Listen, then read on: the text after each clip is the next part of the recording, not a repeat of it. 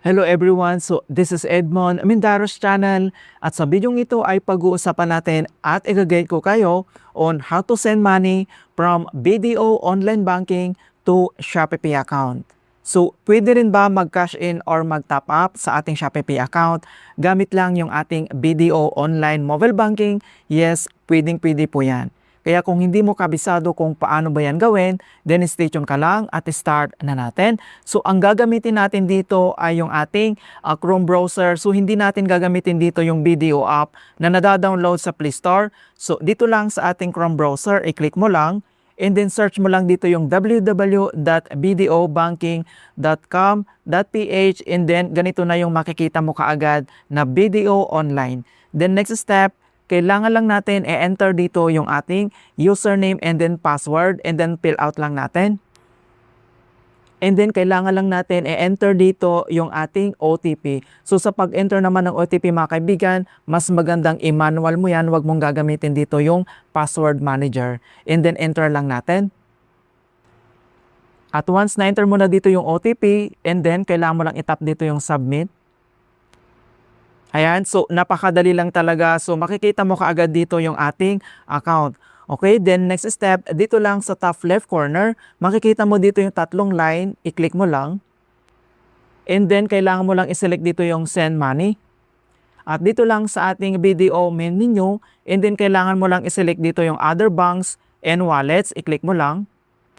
And dito na tayo sa other banks and wallets. So makikita mo dito yung dalawang payment method na pwede mong gamitin. So either InstaPay or yung PisoNet. So dito naman sa InstaPay, so send money real time up to 50,000 for transactions. Yung kanyang service fee ay 10 pesos. Kapag PisoNet naman, kapag yan yung sinilik mo, send money up to 500,000 per transactions. And then may processing ito hindi agad-agad.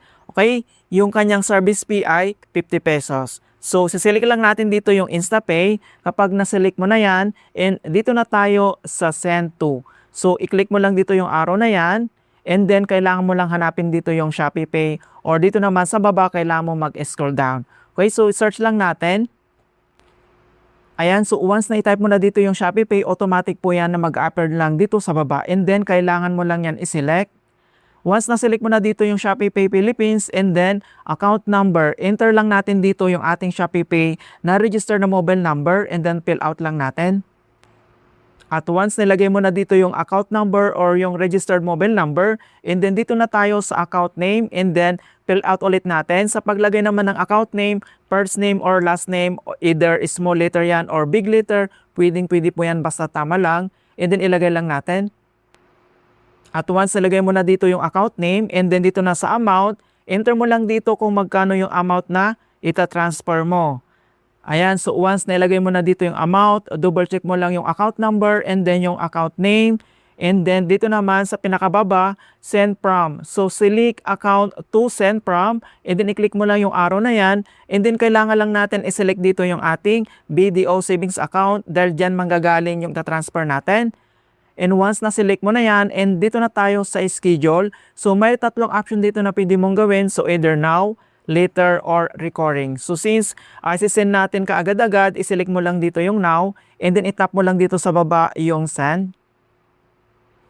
At dito na tayo sa other banks and wallets. So total amount to be deducted. So makikita mo naman dito yung amount and then yung kanyang transaction fee na 10 pesos. And mag-scroll down ka lang. And then nandito naman yung all details ko. Kailangan mo lang i-double check. So from sa ating savings account dito lang sa BDO. And then to ShopeePay account, kailangan mo i-double check mabuti ito. Dahil once nagkamali ka, hindi ito mariripan mga kaibigan. Alright, so kapag okay na lahat, and then itap mo lang dito yung confirm. And kailangan lang natin enter dito yung 6-digit na OTP. So sa pag-enter naman, I suggest i-manual mo ito. Huwag mong gagamitin yung password manager dahil nag-i-error po yan. And then once na-receive na natin, and then enter lang natin. At once nalagay mo na dito yung OTP, and then itap mo lang dito yung submit. Authorized payment, wait lang natin. Ayan, so payment submitted successfully. Ayan, so makita mo na successfully na yan. And then, mayroon naman dito kung gusto mong isave itong Shopee Pay account as favorite. So dito lang sa baba, makikita mo naman dito yung favorite yung may star icon. I-tap mo lang yan. And then, enter mo lang dito yung name para ma-save natin. Kapag na-enter mo na dito yung favorite name, i-tap mo lang dito yung save. Ayan, so save to favorite. In the next transactions, kapag mag-send ka ulit, doon lang sa Shopee Pay account mo, napakadali na lang. Hindi mo na kailangan mag-enter pa ng details dito.